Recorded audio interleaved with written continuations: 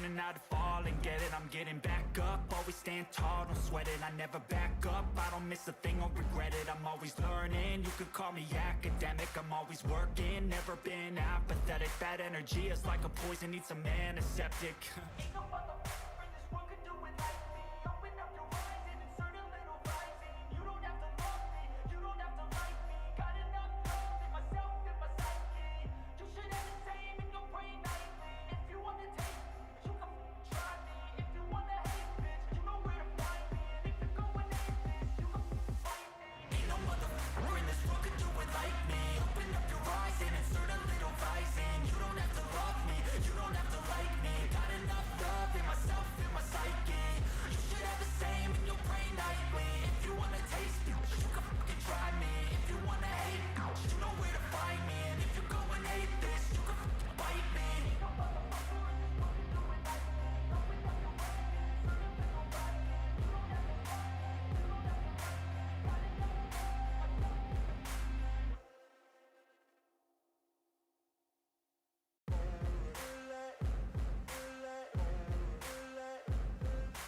Ain't no motherfucker in this world could do it like me. Open up your eyes and insert a little rising. You don't have to love me, you don't have to like me. Got enough love in myself, in my psyche. You should have the same in your brain nightly. If you wanna taste me, you can fucking try me. If you wanna hate, you know where to find me. And if you're going hate this, you can fucking bite me. I'll be cruising in my lane fast, call it high speed. I've been working hard, yeah, I've been working nightly. If you think you'll win, ha, not likely. I be taking shots, yeah, cold-blooded, icy. Watching numbers grow is what I call sightseeing. In the front row, run it up when they hype me. The following grows, they know how to ignite me. Call me CEO, I've been running right, see. And I ain't playing games, I create my own lane, making pleasure out of pain, turning losses into gains, I'm the boss, I'm making change. I've been rocking this exchange, popping off and risking things, gonna make a fucking name. I just wanna be famous, but I don't want that cheap fame. No, I'm not that vain, I just wanna be greatness. I just wanna be greatness. I just wanna be greatness. I just wanna be greatness. Ain't no motherfucker in this world could do it like me. Open up your eyes and insert a little rising. You don't have to love me, you don't have to like me. Got enough love in myself, in my psyche. You should have the same in your brain nightly. If you wanna taste me, you can fucking try me. If you wanna hate, you know where to find me. And if you're going hate this, you can fucking bite me. Okay, I'm going off every chance I get. I don't really take a loss, well, I'll admit. That's why I'll make it to the top, yeah, I commit. And no, I'm never getting lost, I get after it. Investing in my own stock, cause it's faster than any crypto hits go, let me spend. Everything that you see is something I invent. And it's only a percent. I'm gonna take shots. If I miss all, forget it. I'll take a fat loss just to learn all that's in it. I'm taking snapshots, learning how to fall and get it. I'm getting back up, always stand tall, don't sweat it. I never back up, I don't miss a thing or regret it. I'm always learning, you could call me academic. I'm always working, never been apathetic. Bad energy is like a poison, need some antiseptic. Ain't no motherfucker in this world could do it like me. Open up your eyes and insert a little rising. You don't have to love me, you don't have to like me. Got enough love in myself, in my psyche. You should have the same in your brain nightly. If you want. Ladies and gentlemen, boys and girls, people of all genders, welcome back to the most interactive wrestling stream on the interweb. Welcome back, finally, by God, finally, to Wrestling with Umar. I am your host, Umar Q, and I've got all of the latest professional wrestling news, notes, rumors, innuendos, and everything in between. Yes, I shaved. It was a happy accident. I was growing out the mustache, and then, I accidentally did one of the, okay, so we had to do it. Omer buried Big Om. What do you mean? Wait, what's this talk about me having a big head, by the way, dog? Like, this is just nastiness in the chat being levied my way, but not from the likes of Michal, not from the likes of Dubla. Good to see everyone tuning in.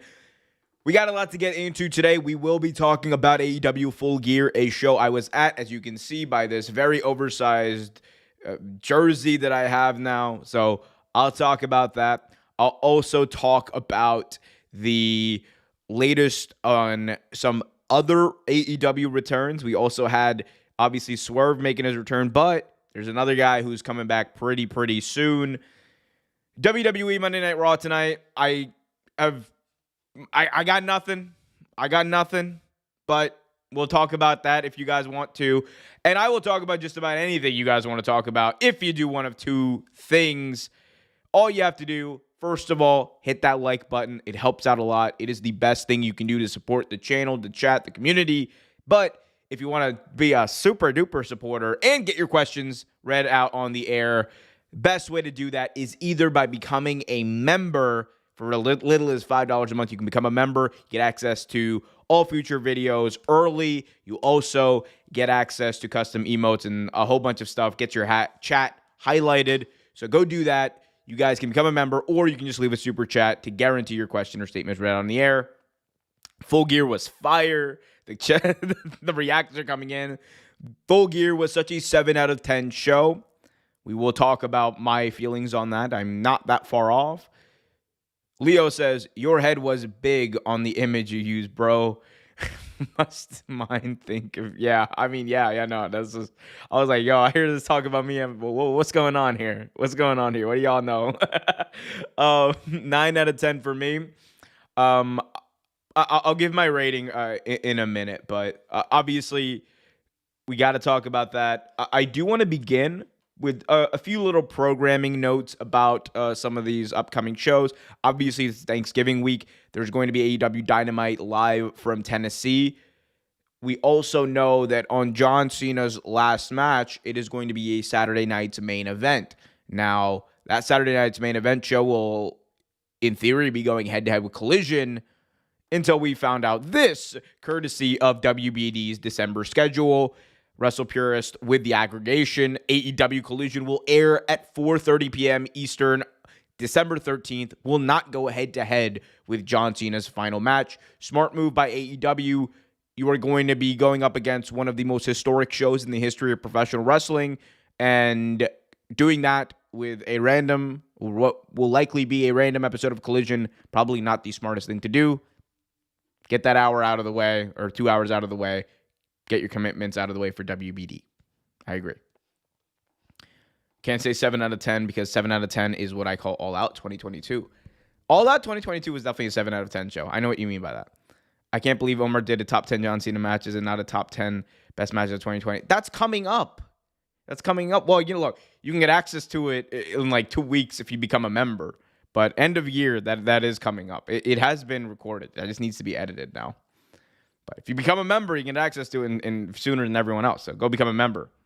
Anyway, but Full Gear, what a show, what a time. I was at Full Gear myself, just Brian and Kenneth Bomington all went. Let me see if I can find the picture here. But we went Newark, New Jersey. This is the second year in a row. Me and the boys have gone to AEW Full Gear. You guys can see this. Look at us.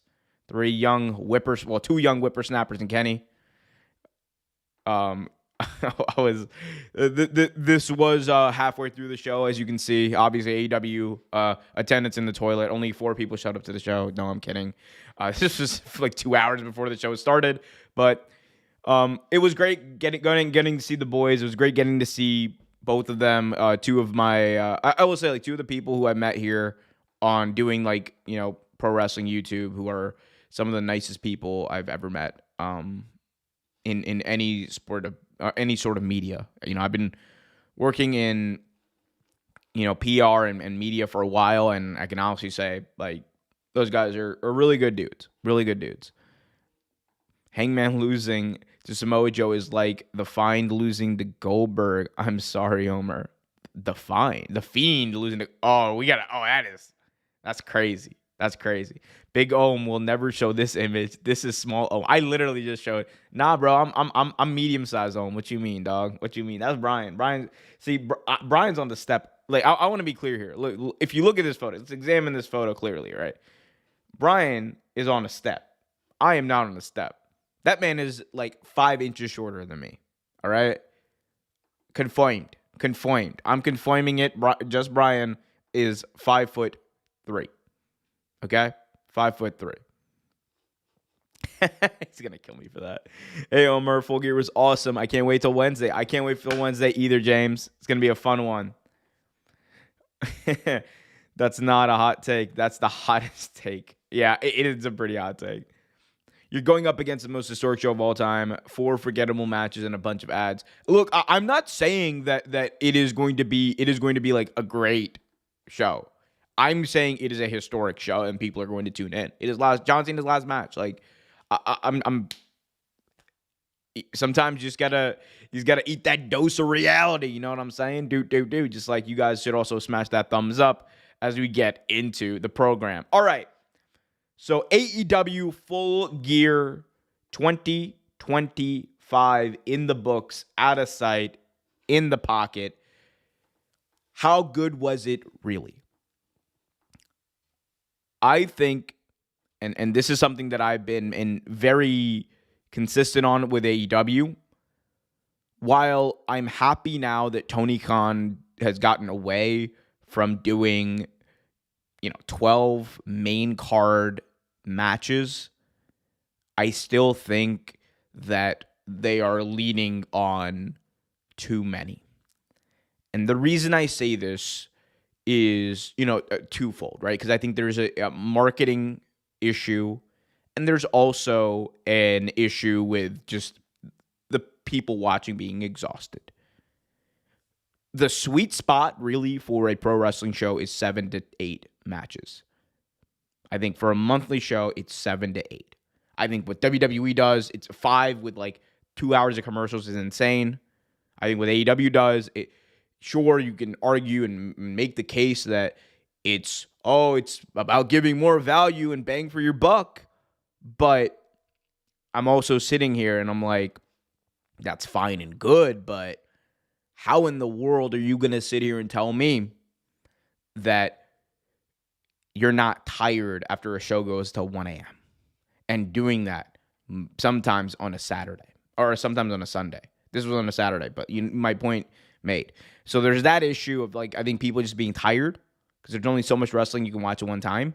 But then there's the other issue, which is a logistical one.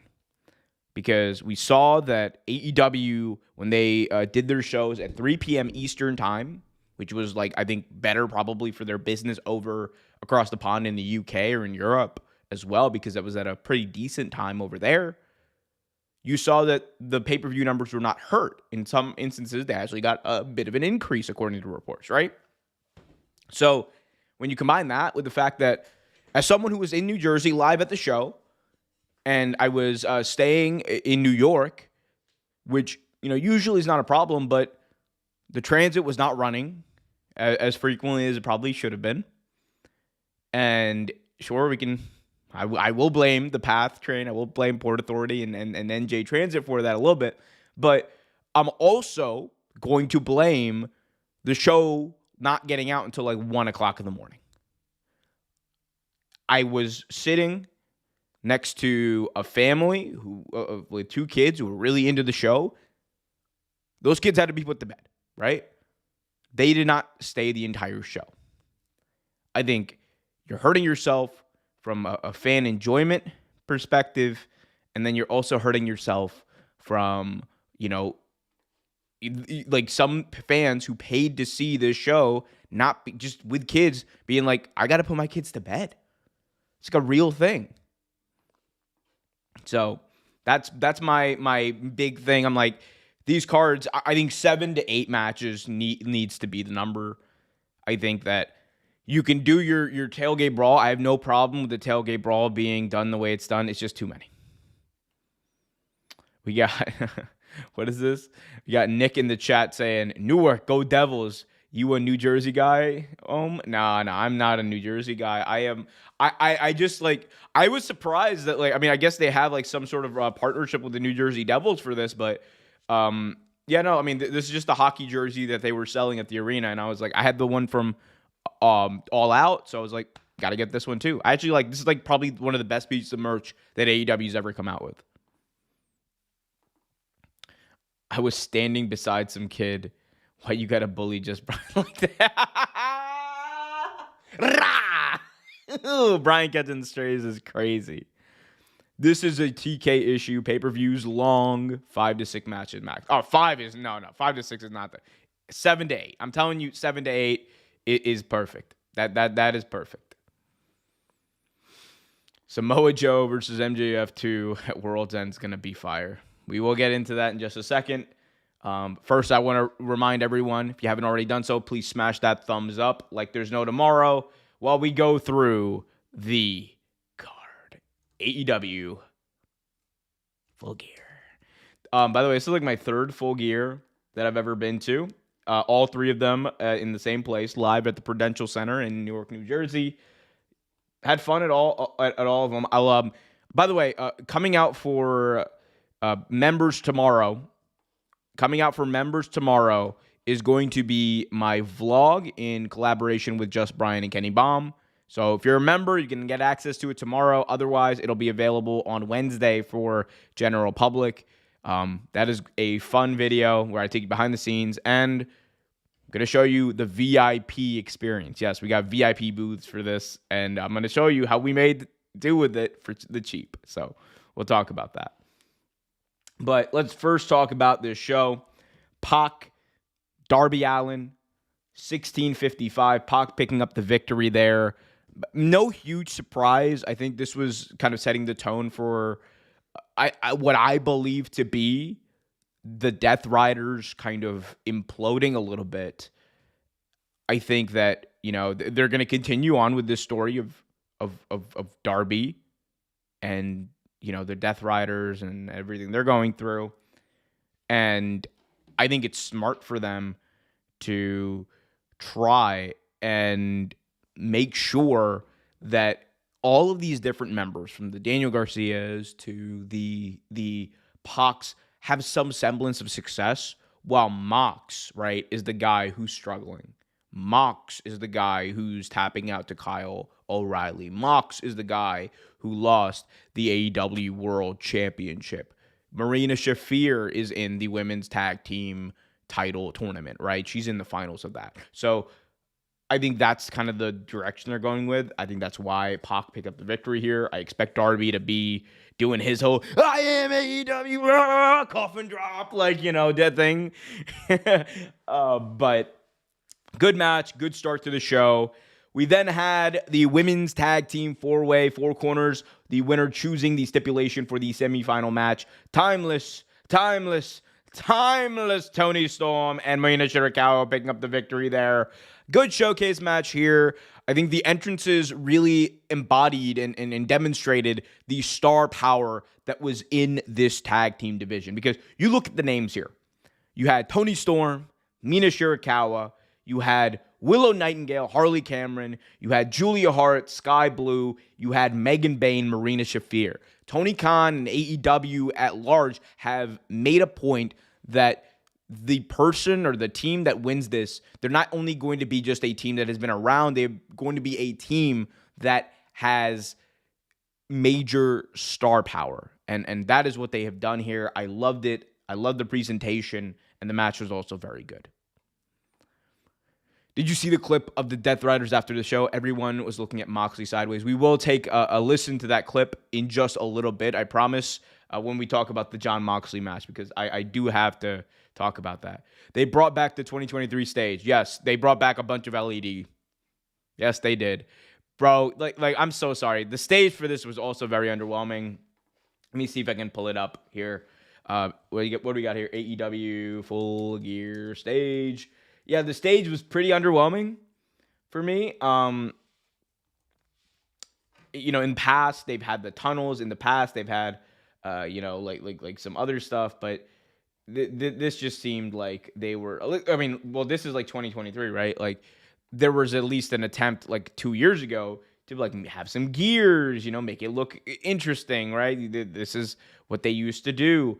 And now, if you look at this year's stage, it's let me see if I can. Yeah, here we go.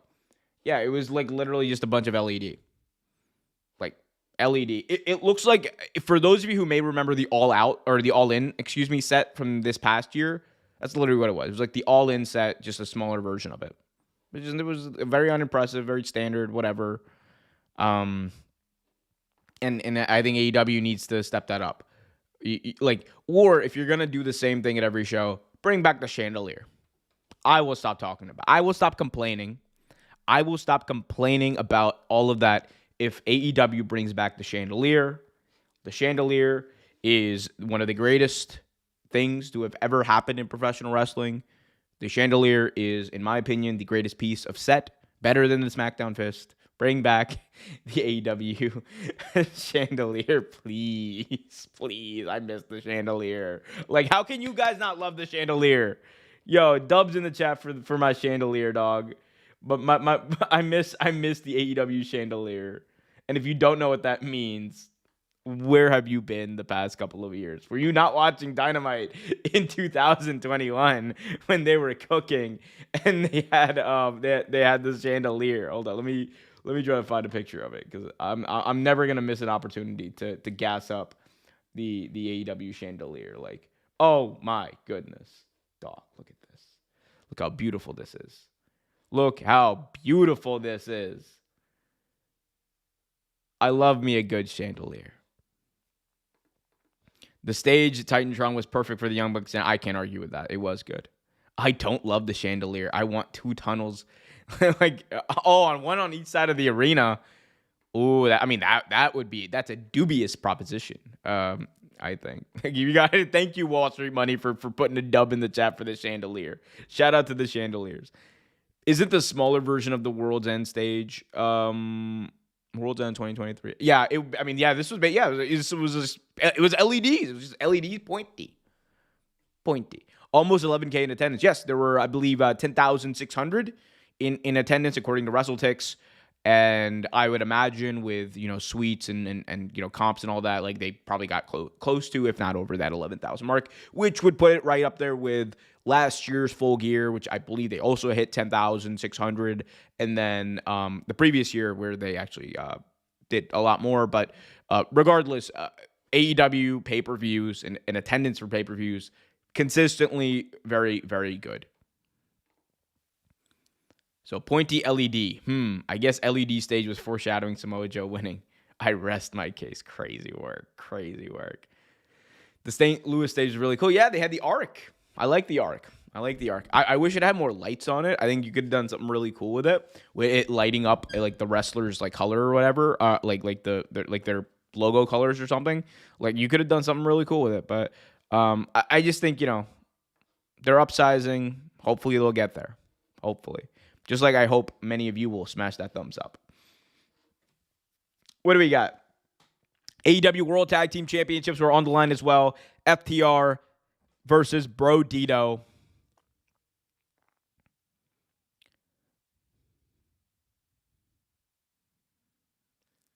Travesty.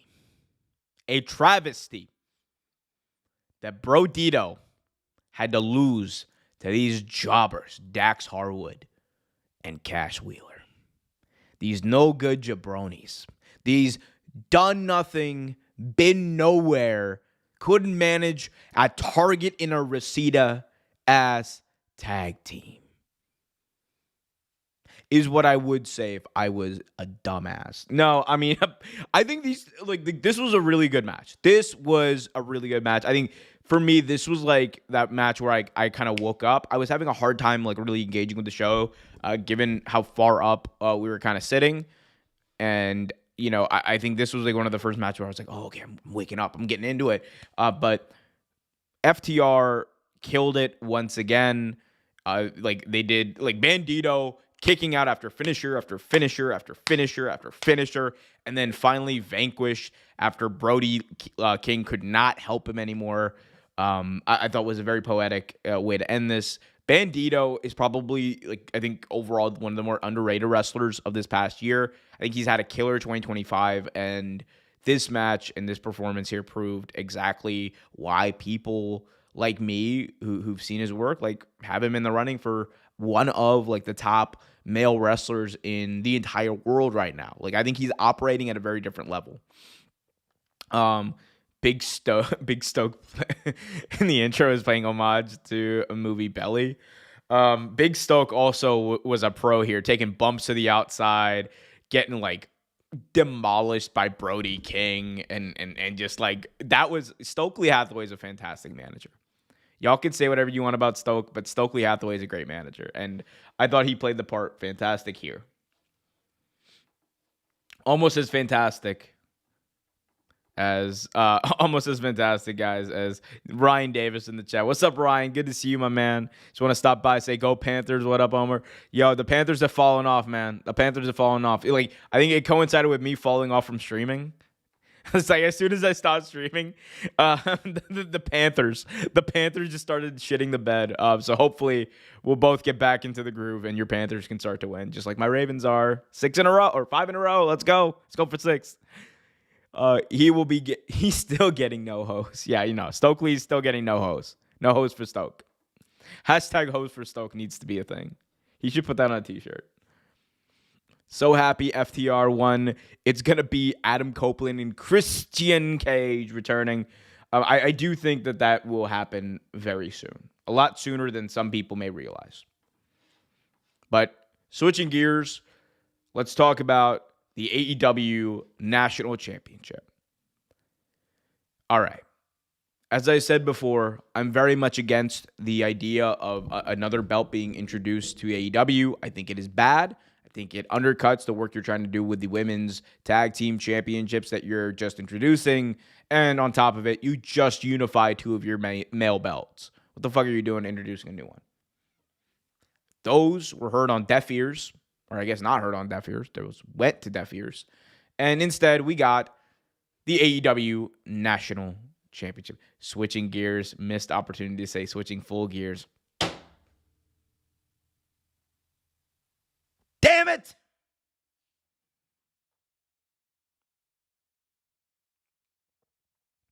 Damn it. Son of a bitch. You're right. that cooked me. That cooked me. Switching full gears. That's a good one. That's a good one, Leo. That's why they pay you the big bucks. Anyway, too many belts and it looks ugly. I mean, I would like to. I would like to see like what people think. Like, do people think that this is an ugly belt?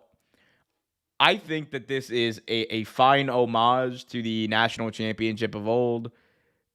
I think it's good. I think it's fine. Like, the design is not the issue for me. Its existence in the current landscape of AEW belts is the issue for me. I just don't think that there's room for it. I think that this title is beautiful if they reduce the red from it. Yeah, I mean, like, what other color would you can't do black, right? Because the strap is already black. So you want a color that contrasts it. Like, maybe we do some green in here. Like, I don't know. What do you do? James says it looks clean. Like, I don't know. Like, what would you change the color to? Maybe velvet? No red? Anyway, just make it gold. But then that's just another gold belt. I love the belt. Reminds me of the WWE Undisputed. Brian said the same thing, actually. Brian said it looks smack like the WWE Undisputed belt. And I kind of see it. But I do think it's more of like... let me see which one it was. I think this was the old, like... This may have been the Pedro Morales belt. The Pedro Morales WWE Championship. I mean, it really looks like a national championship from the old NWA. But it really reminds me as well of this. Is it the Pedro Morales one? Yeah, like kind of... trying to find it. I'm trying to find it, guys. Give me a sec. So here it is, right? This is like the Pedro Morales WWE Heavyweight Championship. Like a little bit of this, right? I think it's like a little bit of this. A little bit of this Pedro Morales WWE Championship feel. Maybe it's just because it's the red and gold and the eagle. But that's the vibes that I'm getting from this. That's the vibes that I'm getting from this. I think Okada being the unified champion killed the original point of defending this title everywhere. So the national championship is going to do that.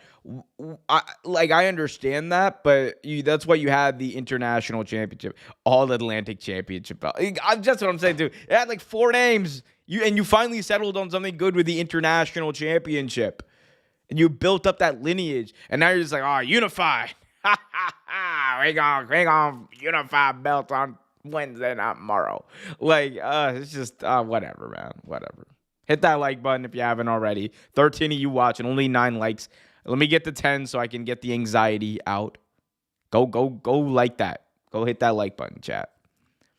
You don't have the international championship anymore. That's the problem. I'm saying this is it's all bullshit. Why did you need to take a belt away if you were gonna, like, why did you unify the belt if you're gonna take one away? Just don't take it away. Just rename the Continental Championship like to the Unified Championship or bring it up a level. It makes no sense. There's too many damn belts in this company. Too many. Too damn many. I am having a bad day. Today? No, let me not. Let me not go all Stephen A on this. But WWE did Tatum dirt. Wait, did Tatum actually lose? Did Tatum actually lose or something? What happened? I've not been following WWE the past week. How'd they do her dirty? You know what else don't make sense? The championship Takeshita has is also a unified championship. That's the other thing. I'm like, yo, no, dog. New Japan picked the worst time to have an AEW guy as their champion, but also unify like 2 of their belts. Oh, it's just mass confusion. And then on top of it all, those 2 guys are feuding, actively feuding. It's so cooked. It's so cooked, man. It is so cooked. So cooked. She lost it back to JC at Gold Rush. That's crazy, man. That was a show at MSG. That's crazy.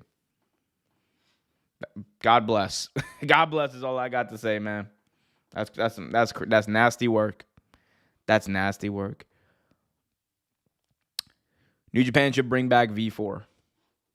Is that what the name of the old IWGP belt was? Oh my goodness. It's the most beautiful belt to have ever existed, guys. Like, look at this. Like, this is a championship. Why? Why New Japan? Why did you change this for the Divas title, bro? Oh my God, it's so good. Look how beautiful this belt is. Like, I'm talking, dog, like it's got the gold, it's got the diamonds. It looks like a crown and also a ring. It's got the names of the past champions. Oh my goodness. Like, look how beautiful this is. The things I would do to this title. The things I would do to you. You don't want to know. You don't want to know what I would do to you. I love you. Bring it back, Ghetto. Get off your ass and bring back the belt. I'm so mad, man. Why you don't want me? I'm like turning into Will Smith in that episode. I'm like, why doesn't he just bring back the title, man? Like, come on. Not just the Divas title. New Japan looks like Cody's tattoo. It does. It does look like Cody's tattoo. Every time I see V4, it reminds me of Okada. Yeah, actually, I mean, that is a good question. It's like, who is the person that this belt reminds you of the most? I think for me, it is Okada. Like, this was Okada's title, really. And oh my God, look at the New Japan Dragon on the top there with the eyes, the emerald's eyes. Oh, it's so good. It's so good. It's the greatest belt to have ever existed. I'm sorry. I'm sorry. I'm sorry. RB says still less titles in WWE. Fair point, but WWE also has more time for television and more brands than AEW does. Like, I just think AEW is better when it's a focused product. That's just all I'm saying. Do you agree with Stevie Richards that AEW can't book talent like MJF or Will Ospreay to be their Roman Reigns or John Cena? I have not seen the full criticism of that. I'm not sure like what specifically he's talking about. If you have like a link or something you want to share, like I can take a look at. feel free to do that. Like, just leave the link in the chat if you can. And I can try to take a look at that. But I'm not, I've not been keeping up with that. Precisely why Takeshita should bring back. Yo, just to annoy Okada be crazy. It's a lion, not a dragon. Sorry, the lion. I'm getting emotional, all right? And I also haven't had coffee. I'm weaning myself off coffee. So I'm like just freeballing it. It's crazy. Freeballing is crazy. That's a wild way to say that. Anyway, yeah. Guys, be sure to smash that thumbs up. We still got a lot to talk about here. Grand Slam Australia is happening on Saturday. Also, House Rules is happening on a Sunday. That is true. I think that Grand Slam show, I think I haven't checked the WrestleTix number on that, but I don't think they're. I mean, they still got some time, but they definitely got to pick up the pace there. Got to pick up that pace as far as tickets sold. Anyway, let's get back to Full Gear. Talk about some of these other matches. Ricochet obviously won the national championship, Casino Gauntlet. Fun match. Crowd was into it. I think AEW obviously has found their match. I could do with them doing this a lot less than they are. I think they kind of rely on a couple of these per year, but I would do maximum 2 or 3. Right now they're hitting 4, and I'm just maybe cut down on it, but fine, it is what it is. And then we had Kyle O'Reilly and John Moxley. So, story going into this. John Moxley and the Death Riders faced off against the conglomeration, to quote Mark Briscoe, in Blood and Guts. And Kyle O'Reilly made John Moxley in that match tap out. John Moxley has been crashing out on Collision. He's been crashing out on Dynamite. He's been crashing out everywhere. And he said that he wanted to go toe-to-toe with Kyle O'Reilly. And the end result, as you can tell from this clip, let me not play any sound there, was pretty much the same.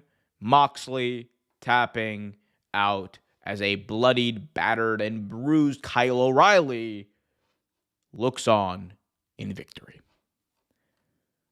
And after the match, Moxley comes out and he just attacks Kyle O'Reilly. Conglomeration come out, Death Riders come out, and Moxley's just pissed. And at the end of it all, we get a promo from John Moxley after everything, after the show is going off the air, where you have the Death Riders kind of looking at him. You have each of them look in a very different way at John Moxley, because usually they look at him with not contempt, but with respect. But this, I felt like, was all contempt. I got the feeling, and I'll pull it up in a sec so we can take a quick look at it, but I got the feeling from this that AEW is going to break up the Death Riders. I think that the Death Riders are not long for this, or in their current form, I should say. They are not long for this business. They are not long for this AEW world. And here is why.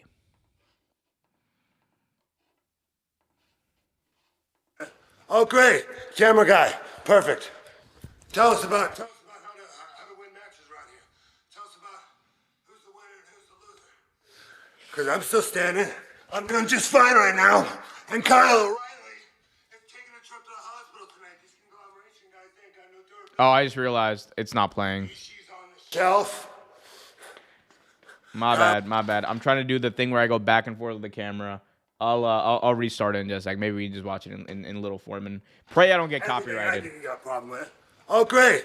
Camera guy. Perfect. Tell us about how to win matches around here. Tell us about who's the winner and who's the loser. Because I'm still standing. I'm doing just fine right now. And Kyle O'Reilly is taking a trip to the hospital tonight. These conglomeration guys ain't got no durability. Okay, look at the way they're looking at him, right? Pac indifferent. Daniel Garcia is still showing a little bit of respect. Look at the way that like Marina is looking. It's like this weird thing of I almost feel like before it's like Marina had like there was like a confident stare to her. I don't think she has that same confidence now. And I think that's what they're trying to get across here. Wheeler Yuta looks kind of annoyed too. Ishii's on the shelf. Kyle O'Reilly's going to the hospital tonight. Darby Allin, Mr. Big Hero, he's been in the hospital, like 2-3 times? Like, does he have a punch card discount at this point? He goes out there tonight, he's still an amateur. He's here, guys. Mind you, he says he's still an amateur. He lost to Darby Allin. Darby Allin made him tap out. So who is the amateur? If you were telling your group that Darby's the amateur, then what does that make you in their eyes? They ain't real wrestlers. These guys ain't real pro wrestlers, none of them. They don't know what the life's about. They never lived the life. Bro, I just want to say, bro, look how adorable Pac looks here. Like, I'm just going to say, like, look how adorable he looks. He looks like a little puppy dog. Woof, woof. I'm a bastard. Woof, woof. Arf, arf. Anyway, sorry. We're trying to teach him. Trying to bring it out of him. Marina is saying, like, what the fuck are you grab doing? it out of him. I thought Kyle O'Reilly had it in him. He was a real pro wrestler at one point, but now he's one of these guys. One of these wusses. He's going to go to the hospital tonight. He's going to the hospital. What a bitch. What an absolute wussy this dude is. What an absolute wussy. What's up, Jay Barnacle? Good to see you, my man. Good to see everyone in the chat. It ain't over, man. Game just keeps on going. Y'all celebrating. You're gonna celebrate your careers into an early grave. I've seen people celebrate this company to near extinction, okay? We ain't got no time to celebrate. Yo, okay, I think this is the shot right here. Marina does not look like she is enthralled at all. And Claudio is just like, all right, dog. Okay, we need a real leader. I'm telling you, those two are going to be the catalyst for turning on him. Because there's another fight tomorrow. There's another match tomorrow. Look at Marina shaking her head no. The battle continues tomorrow. That's what the life is about, man. Y'all celebrating the regular season, man. You don't look too good. That's a shame. Because the playoffs about to start.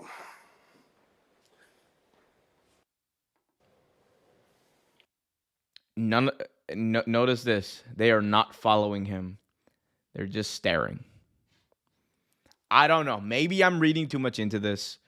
I think the seeds have pretty clearly been planted on this.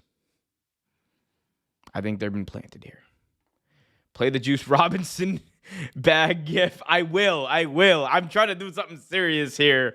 Shout out to Wall Street Money for the $2.79 Canadian super chat. We will take a look at the Juice Robinson gif in a second, man. But my God. What else we got? Repost. After the match, Daniel Garcia had to take permission from Claudio to go after Moxley to the back. If you blinked, you missed it. Ooh. I'm telling you, bro. To quote Vince Russo, bro, it's happening. But good eye on that one. Appreciate you, Wall Street Money, for the $2.79 Canadian. Guys, if you want to guarantee your question or statements around the air, you guys can leave a super chat like Wall Street Money did, or become a member for as little as $5 a month, and I will read out your chats on future streams as well.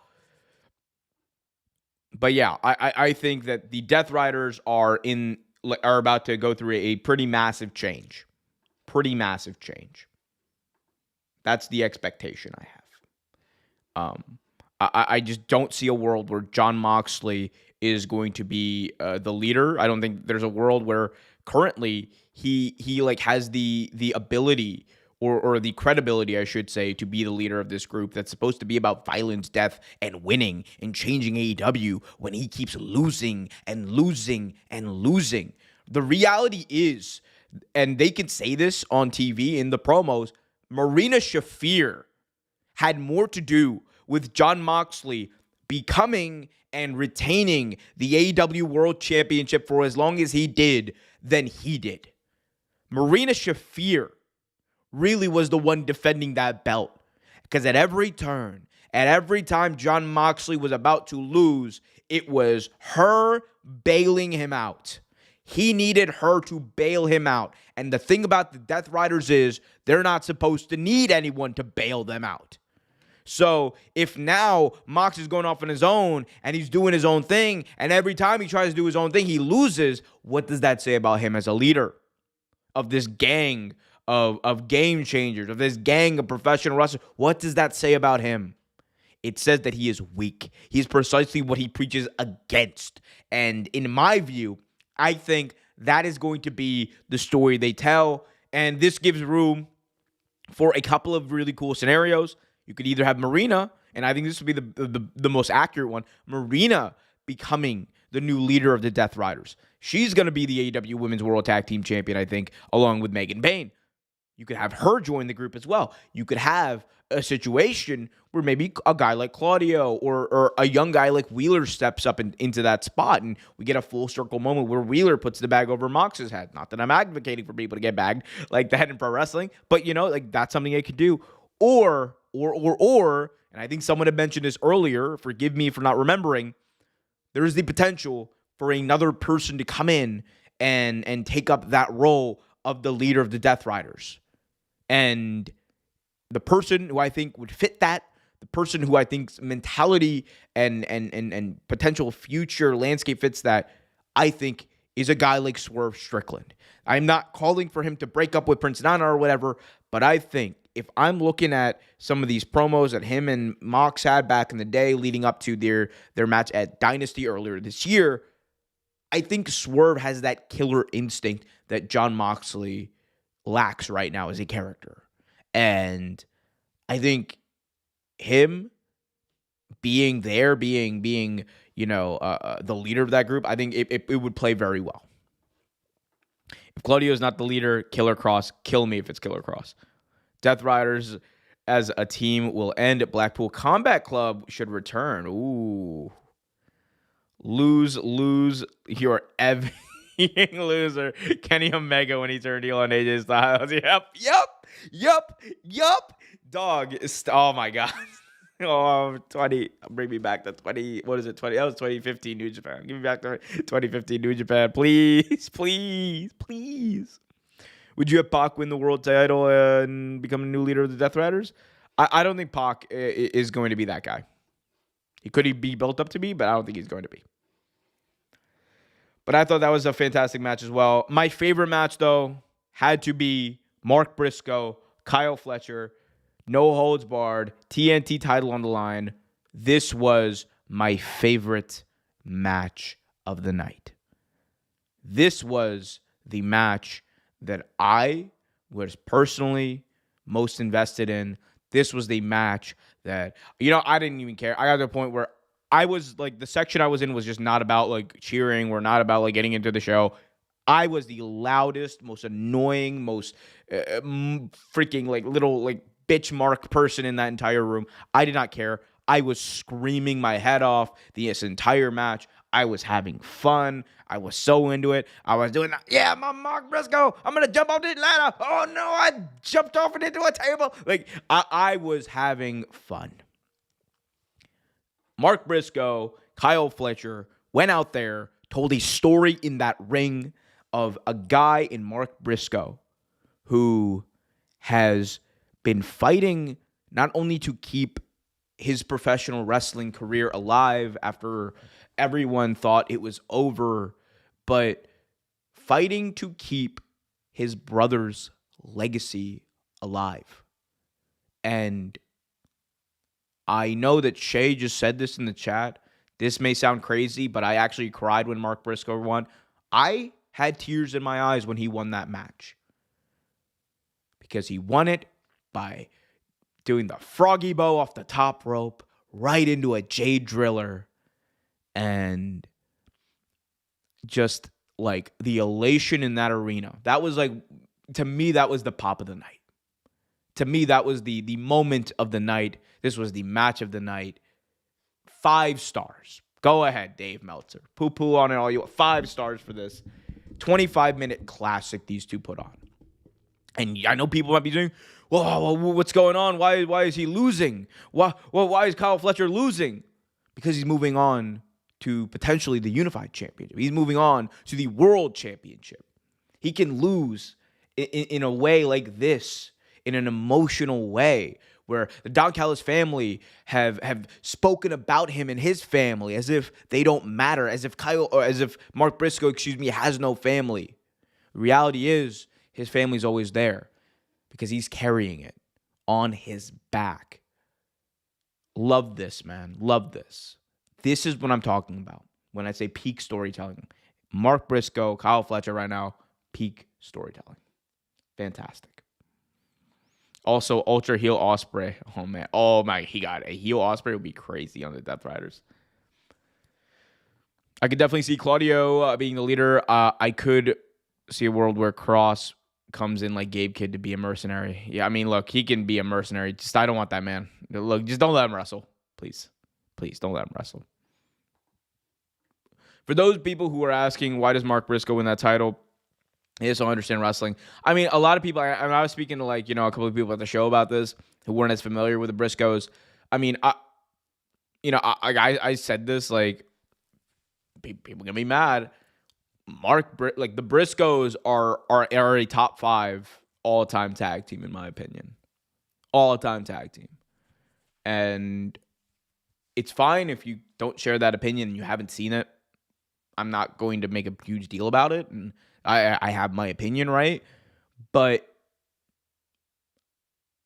if you're someone who has not seen it and or not seen them wrestle, and you scoff at that, I'm telling you, don't, because they were the real deal. They were the real deal. Kyle lost, but he didn't really lose. Exactly. I liken this in a way, like, right, of Swerve losing to Bryan last year because it advanced the story. It led us to a moment where Swerve was angry enough at Hangman Adam Page where they had to settle their differences once and for all. And it led Bryan to doing the stuff that he did, right? And Swerve was better off for it. I think in this way, Kyle, after being battle-tested emotionally, in a way, and against a wrestler who's like one of the best to ever do it, I think he's going to move on too. And I'm telling you, man, that Australia show, he's going to win some gold.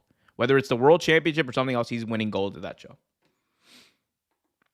We also had Josh Alexander, Young Bucks defeating Kenny Omega and Jurassic Express. $1 million Trios Championship on the line. The Young Bucks won here by pinning Jack Perry. And at the end, as Kenny Omega gets beat down in the middle of the ring, the Young Bucks walking up the ramp with the millions of dollars. Don Callis saying, "Come on, Young Bucks, we're going to go celebrate. Let's go, the Don Callis family." The Young Bucks look back and they see their old homie. They see their fallen soldier. They see the elite, the elite, crumbling before their eyes. And they finally had to make a decision. Do they stick with the Don Callis family, the money that they've been chasing, the glory they've been chasing? Or do they go back to what brought them to the table in the first place? Not just great wrestling, not just merchandise sales, not just the fame, but the friendship that they had as the elite, the friendship that they had with guys like Cody Rhodes, the friendship that they had with guys like Kenny Omega. And at the end, when they came out and they helped Omega, crowd went crazy. I went crazy. Tears in my eyes again as Kenny Omega and the Young Bucks embraced.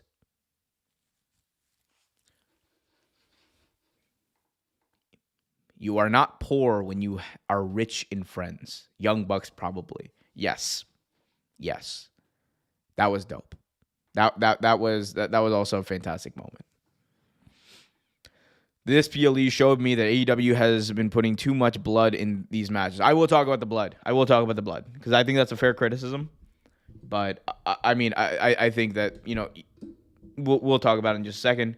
We also had Chris Statlander versus Mercedes Moné, a very technically sound match, a very good match. I mean, Mercedes with a 13, or was it 14? It was because it was one for every belt she thought she was going to win. But so it was like 14 Eddie Guerrero suplexes and in a row, which is an insane feat of cardio. I would probably die after doing 3, but doing 14 of those on Chris Statlander, who obviously is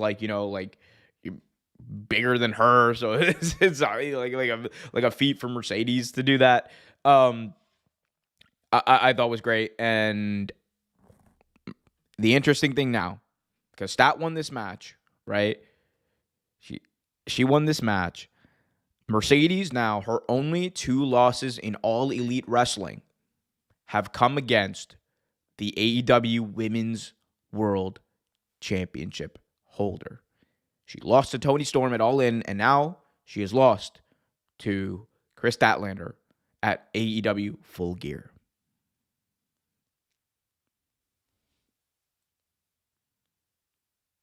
I like the story because now Mercedes wins all these belts. She wins all of these belts, but she can't win the big one. So now that's why she's overcompensating. I love this story. She's overcompensating with these belts. So, loved it, man. Loved it. Just do blood when the story calls for it, like Punk and McIntyre. I understand that philosophy, and I'll just speak on this now. I think, there's a philosophical difference, I think, the way that Tony and WWE, AEW and WWE, I should say, approach things. I think AEW is more old school in the way they approach blood, in that if you go back in the day, I'm talking any territory, in the 60s, the 70s, the 80s, blood was a mainstay. And it didn't just happen in, grudge matches. It would happen, obviously, in grudge matches.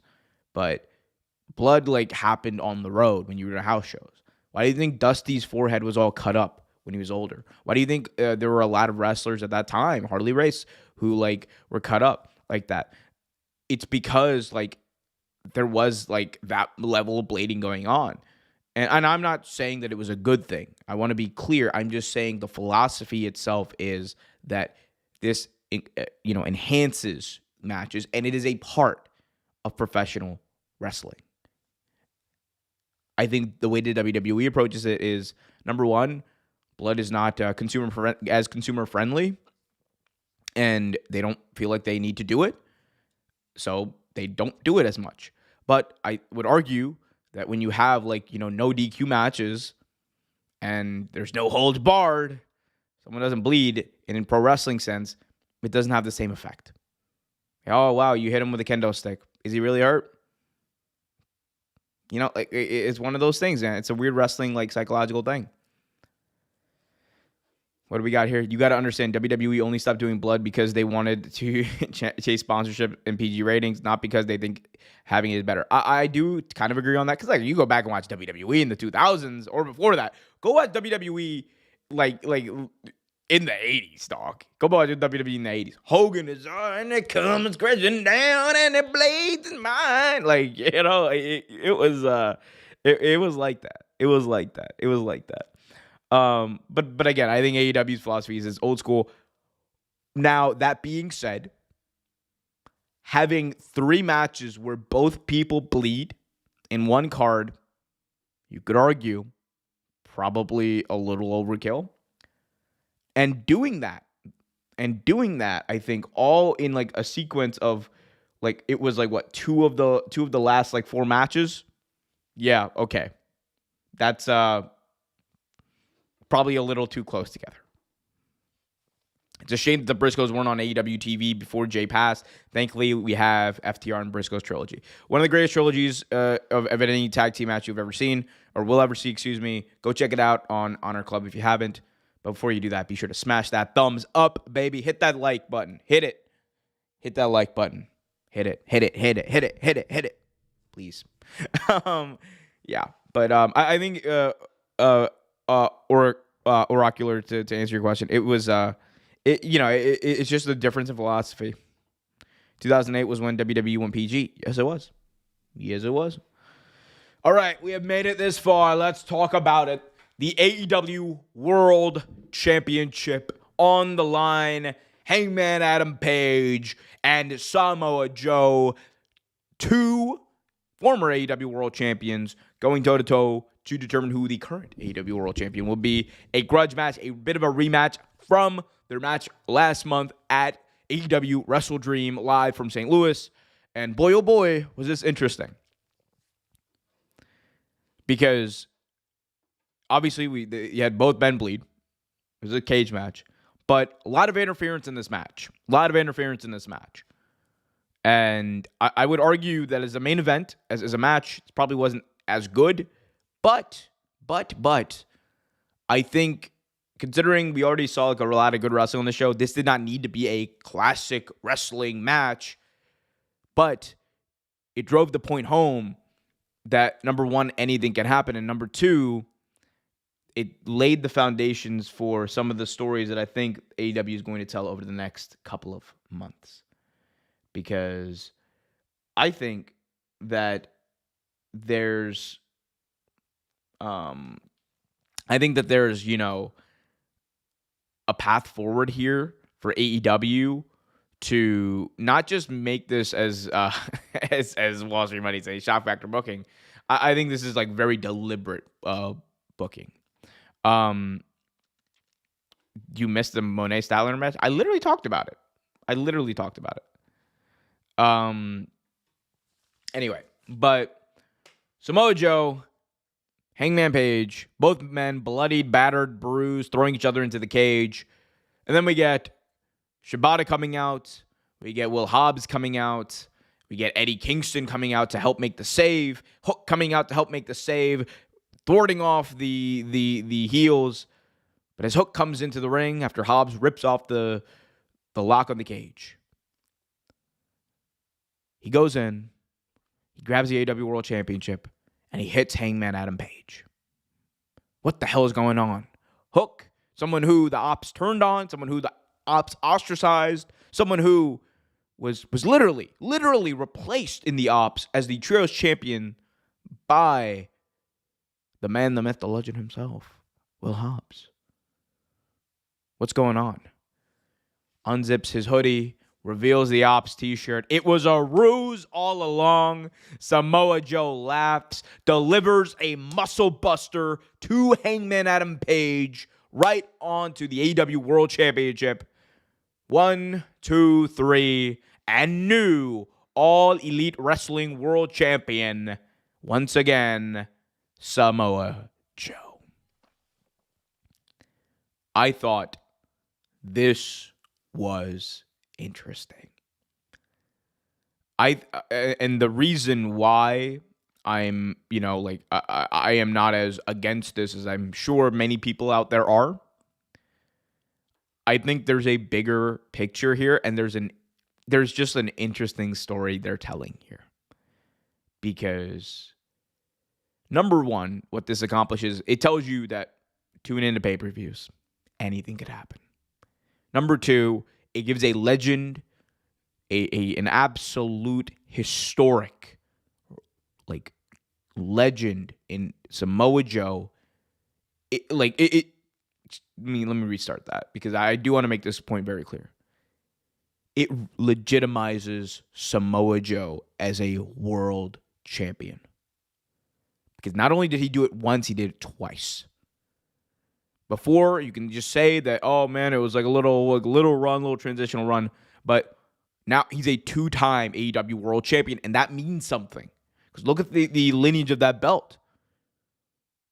Every single person who has held that belt has been a top player at a certain point. Samoa Joe was legitimized with that belt, with this victory. And what this does now, with what happened afterwards, it allows for Hangman to go on a bit of a chase now, go on a bit of a different path, potentially against the Ops. And it allows Joe and someone else to do something very interesting. I'll talk about that in a sec. But lights go out as Samoa Joe celebrates his victory. They come back on. And who else but Prince Nana standing up on the ramp and coming out to a brand new theme song. Swerve Strickland, another former AEW World Champion. Now, we'd heard the rumblings that Swerve was going to return pretty soon here.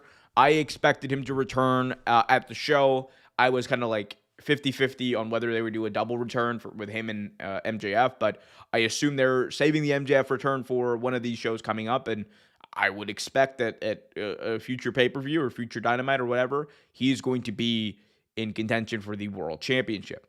But Swerve comes out, and the Ops, by the way, have like their entire like dojo. So it's like all the young boys, all the Ops young boys like lined up in the ring. And Swerve is like on one side of the ring. A laid out Hangman is on the other. And the Ops dojo is just like looking or lurking on the sides. And there's a clear path as Swerve is looking at Hangman Adam Page. And at first you think he's going to go attack Hangman. But he says, nah, literally. And he bam, boom, bing, and he just starts beating the hell out of the young boys in the Ops dojo. All the jobbers, all the young lions getting cooked by Swerve Strickland. House call after house call after house call. He cleans house. And then as one of them is about to attack Swerve, Hangman Adam Page delivers a buckshot lariat. And we get Swerve and Hangman cleaning house together. So now you have an interesting thing. You have Swerve and Hangman now. What are they going to do? Like, they're going to be doing something together, you would think. Going up against the Ops. And meanwhile, now you have a guy in Samoa Joe who's, got a bit of a target on his back. He's a world champion. He's, once again, the world champion, I should say. So now he can go off and I think defend the belt. And I think, the thing on everyone's mind is, when is MJF coming back? Because that's really what this is all about. That's really what this is all about. And Swerve is turning on Hanger. Yep. By the way, what's up, Privilege Empire? Good to see you, my man. We got a channel member, Privilege Empire. If you guys want to become a channel member, you guys can hit that join button for as little as $5 a month. Get access to all the exclusive content over there. Get access to videos before they're live. By the way, Privileged Empire, a little bit of a program update. But tomorrow you can expect the Full Gear vlog available for channel members, so you can check that out tomorrow. That is in collaboration with Kenny Baum and Just Brian as well. So anyway, but I think that for me, moving forward, Samoa Joe is going to be pretty busy, because what I would do is I would have MJF return, announce World's End, I'm going to face Samoa Joe for the title. That's what I would announce. He has to do it a week in advance. I would just do that. I would do that, make it known. Because now you have something with a lot of substance. Who was the guy that MJF lost his world championship to originally? It was to Samoa Joe. What was the pay-per-view he lost to Samoa Joe? It was World's End. And I think that moment that marked the end of one of the worst runs that MJF has had in his career could mark and this moment could mark the beginning of a redemption of all of that. I think that's the story they're kind of telling here. And those promos, my God. Yo, Samoa Joe, Hangman Adam Page, just give me that on promos. Give me that. That's like crack to me. It's like crack to me. Give me that. Also, another layer, Hangman didn't help Swerve from Okada and Wardlow. That's what I'm saying. I was talking to Kenny about this. I'm like, Hangman didn't save Swerve from getting written off of TV. He didn't save him. What are friends for? I think this is going to lead to a bit of like eventually. It doesn't have to be immediately. I think maybe you play this out until All In, give him a tag team title run, and then Swerve turns on him. Swerve, it realized like it's been the long game. What I would do is like I would do something like I would have Swerve and Hangman team up for the next couple of months. Then what you do is you do something similar to what Eddie Guerrero and Chavo did back in 2004 leading up to their match at the Rumble. Because Eddie Guerrero and Chavo had a chance to, recapture the tag team titles again. But then Chavo just let his uncle get beat up in the ring. He didn't help him. He just took a steel chair. He sat down and he watched his uncle get beat up. He watched him get bruised and he watched them lose. And then he beat him up again. I think you could do something similar where Swerve just sits there, watches Hangman lose the belt, or lose their belts, and then just laughs and says, "You son of a gun! You thought I was your friend?" And he was playing the long con the entire time. And then you do Swerve Hangman rematch All In Wembley. Because look, that's the other thing, man. You want to sell tickets for this Wembley show? You want to get even close to what you had last time? You got to have major matches. So that's what I'm looking at. That would be cool. Remember, MJF does not have a victory over Joe either. There's a lot of layers to this.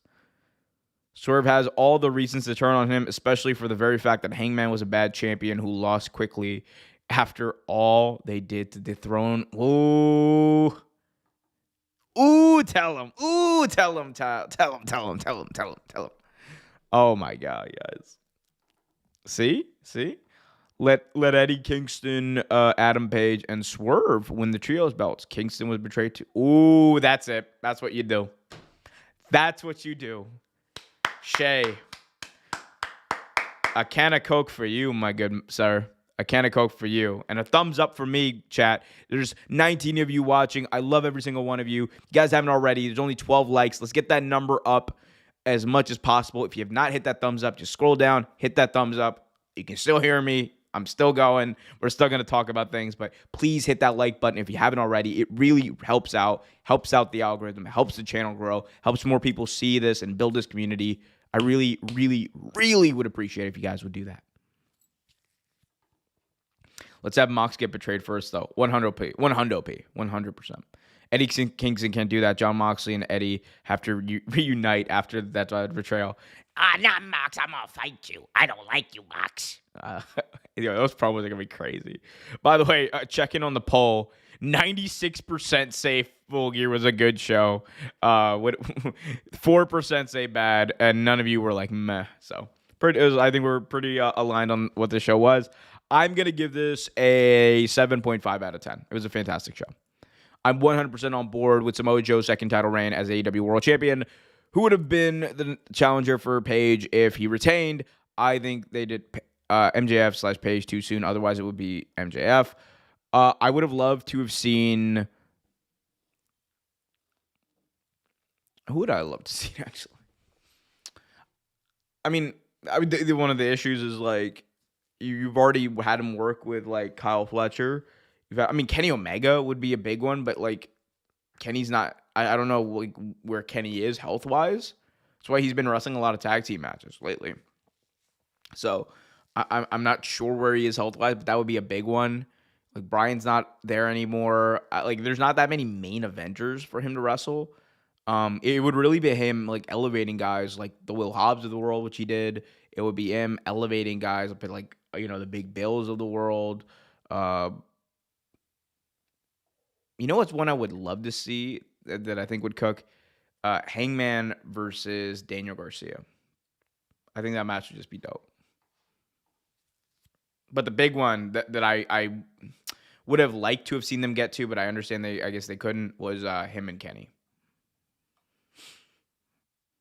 I would have loved to see Chris Jericho lose to Hangman Page, because remember, he doesn't have a victory over Jericho. Remember, Jericho beat him to become the World Champion. Yep. And, well, that's not happening anytime soon. It's not happening anytime soon, guys.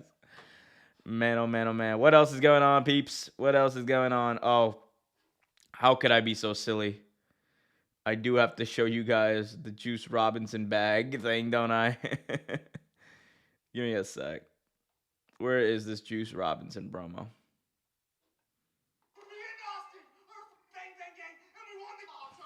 Out right now. And you just saw me and Juicebox represented the Bang Bang Gang, and we won the tailgate brawl. And me and Austin, our first big purchase, me and Austin are gonna buy this forklift with our $200,000. No! Come on, Juice. What part of smart investing do you not understand? We We got an AI bubble to hit before it bursts, fellas. We're putting this all in NVIDIA stock. I'm crying. We're putting this all into NVIDIA stock. Is crazy. You're gonna make $200,000, $2 million. You can buy a whole fleet of freaking forklifts. You gotta save, kids. You gotta save your money now, early and often. Save your money. Get a 401k. Max contributions, baby. $23,500. What Juice is trying to say is if you're not down with that, then We- we got Oh, $200,000. Hold on, one more time. If you're not down with that, That's we good. got $200,000. Yeah, let's go invest it. That's good stuff. That's good stuff. I hope you're satisfied, Wall Street money. I hope you're satisfied, King. NVIDIA stock is crazy. Jericho is out the AEW door. He is. You will not be seeing Chris Jericho in the Forbidden Door anytime soon. He will be in WWE pretty soon. It's not the GIF we were talking about. What's the GIF? Juice Robinson. Whoa, wait, hold on. Let me see if I can find this alleged GIF. Oh,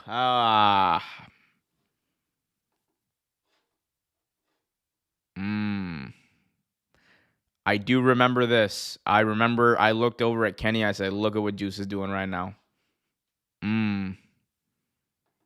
Yep. Well, you got it. Yes. Okay. I understand. It was him. It was him humping the bag. Yep. He was humping the bag. We got it, guys.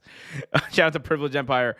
Gunther versus Carmelo Hayes. Gunther wins. Yeah. I mean, they have a match tonight in the John Cena Last Time Is Now tournament. I think Carmelo Hayes and Gunther hopefully is going to have a good showing tonight, but he is definitely losing. I would expect him to lose. You got money on it. Money on Carmelo losing tonight. When was the last time Carmelo won a singles match that wasn't against The Miz? This is halal, baby. I don't know about all that. This is what Omer wants to do with the New Japan V4 belt. Come on. I would do way more than that. It would be X-rated. That's crazy. That's wild. I don't know why did I say that. That's crazy. Anyway, all jokes. Oh man, guys, what else you guys want to talk about? If you guys want to talk about it, leave it in the chat. You want to guarantee your question gets read on the air? Be sure to either become a member for $5 a month or leave a super chat. You know exactly why we want to say that. Yeah, I know. It's all pre-planned, boys. It's all pre-planned. What else is going on, man?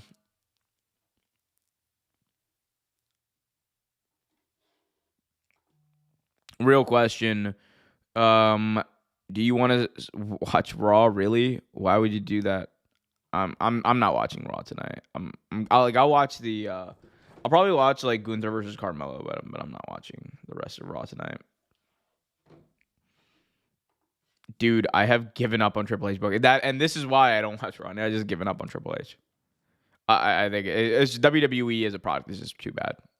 I just can't engage with it. Omer, who takes the trios titles off the Ops? I'm actually leaning towards the team of Swerve, Hangman, and Eddie Kingston. Nice to be you. Unfortunately, I have to watch Raw with my friend. I'm so sorry. Look, are they really a friend if they're making you watch Monday Night Raw? What kind of friend would be like, let's watch Raw? That's a pretty bad friend in my opinion. Pretty bad friend. Say with me. 3, 2, 1. Triple fraud. No. I think it's more here's my real take about Triple H.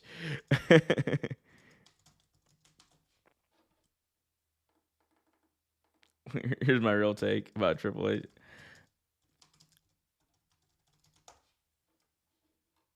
Let me see. Where is it? Where is it? Come on. Where's this thing? Where's this thing? I'm trying to find a specific video. God, dog, come on, man. Come on, bro. Where is this thing? Oh my god. I'm trying to find the clip of Josh Peck saying we fucking hate Triple H. Like that's what I searched. Bro, look what the this is crazy. What does this have to do with pro wrestling? Why is Lena why is this I don't understand, man. This is crazy. This is wild stuff. Really, I feel like that's a very prominent clip, and like all this unnecessary BS is on that's crazy. Why did whatever. The national championship, they stole that design. They did. I mean, it is inspired, but more or less, yeah. More or less. Let's keep it real, y'all. Triple H has balls too. So he has to do what TKO tells him. Okay. Yes, my friend also hates WWE. He only likes AJ Lee. Shout out to AJ Lee. WWE books for 0 to 12 demo. I don't even think, I mean, they just book on Aura. They coast on Aura right now. That's all they're doing. It's not good.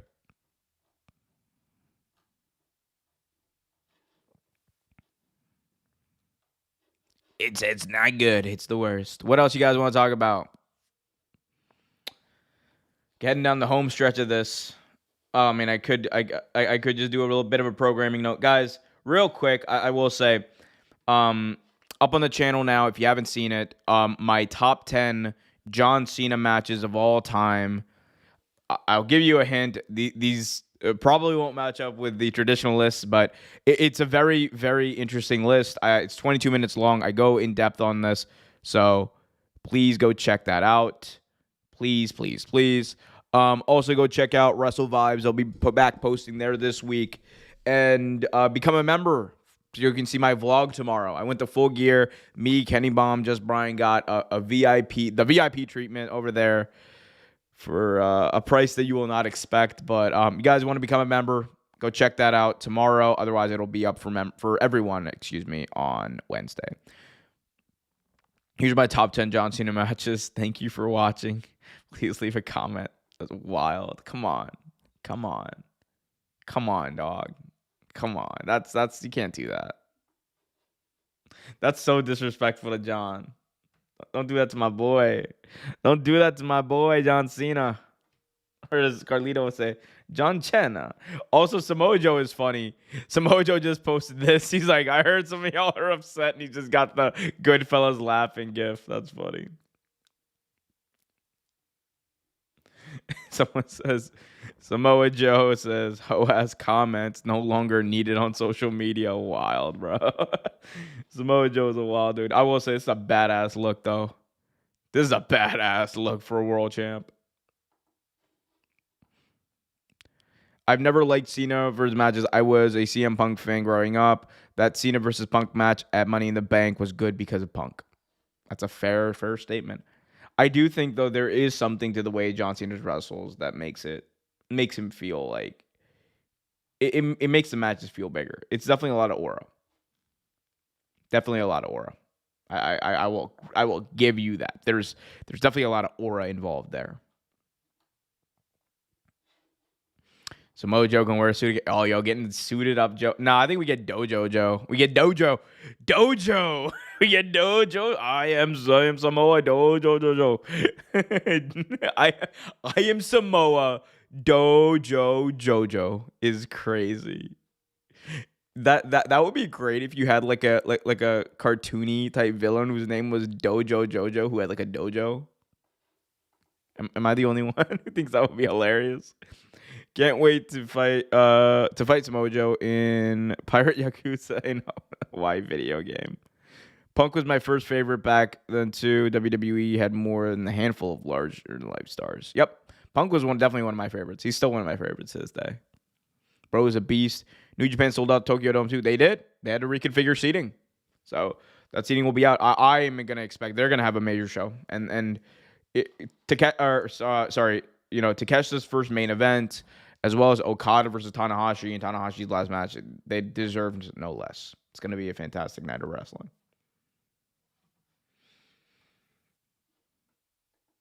All right, we got anything else, guys?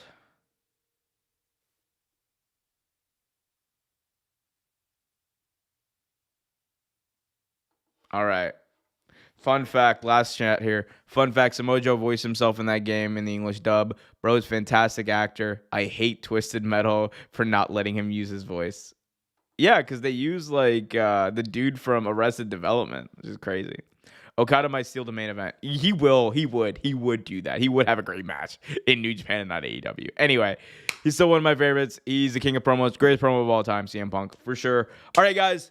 I've enjoyed this. Thank you for tuning into Big Ohm Live. We will be back at some point soon as well. So be sure to subscribe to the channel. Hit that like button. Follow me on the apps. Follow me on the main app. Follow me on Twitter.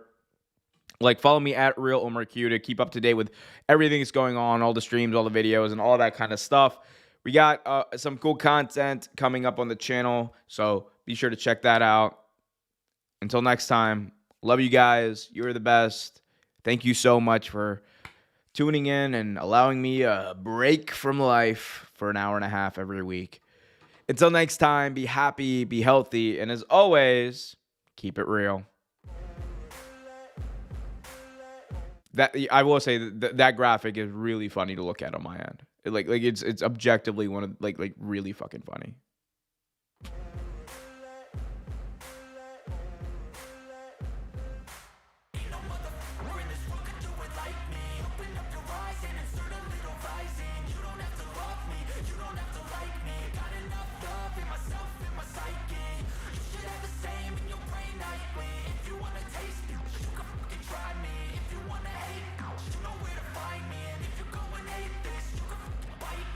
Cruising in my lane fast, call it high speed. I've been working hard, yeah, I've been working nightly. If you think you'll win, not likely. I be taking shots, yeah, cold-blooded, icy. Watching numbers grow is what I call sightseeing. In the front row, run it up when they hype me. The following grows, they know how to ignite me. Call me